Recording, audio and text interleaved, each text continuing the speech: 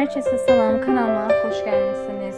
Aparıcı Xoşqədəm Hidayət qızı sosyal medya hesabında övladlarıyla birlikte yepyeni fotolar paylaşıp sözü giden foto ve videoları sizlere təqdim edirəm.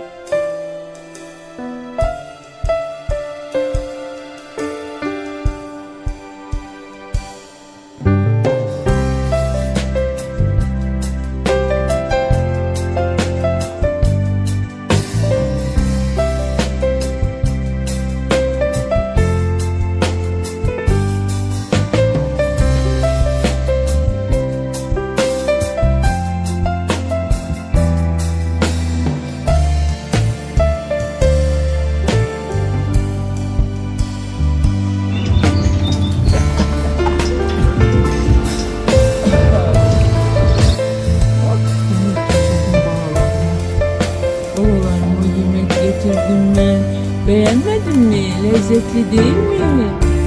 Sabah başkasını getirelim. Tamam mı? Gelin. Gelin benim güzellerim. Gelin benim aşklarım.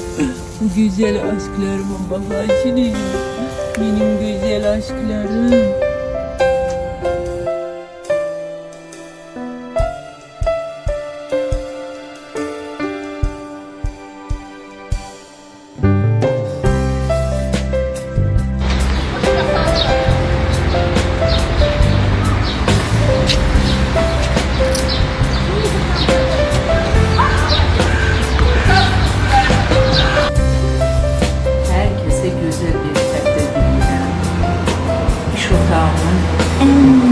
Güzel fotosunu gösteriniz.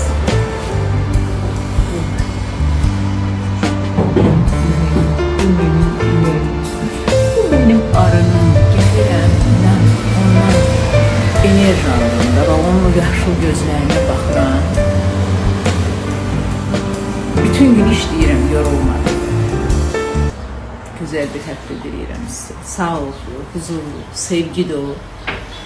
Allah sizləri qorusun, mənim əzizlərim. Ardamı göstərmədim sizə. Bu da mənim ardamdır. Mənim yaraşıqlı. Günüm saat 6'da başlıyor. Səhər saat 6'da yuxudan dururam. Evdəyəmsə təbii ki, mənim heyvanlarım var. Mənim 3 pişiyim var, 2 itim var. Onlarla sabah yarım saat bağçamdakı güllər, ağaçlar, çiçəklər və itlərim, pişiklərimlə keçir günlərin. Bir stəkan suyumu içirəm, idmanıma gedirəm. 2 saat sürür idmanım. Səhər yeməklərinizi paylaşandan sonra izləyicilər maraqla qarşılayırlar o paylaşımları. Evet. Həqiqətən də mi Xoşqədəm Hidayət qızı səhərlər bu qədər məhdud sayda yeyir?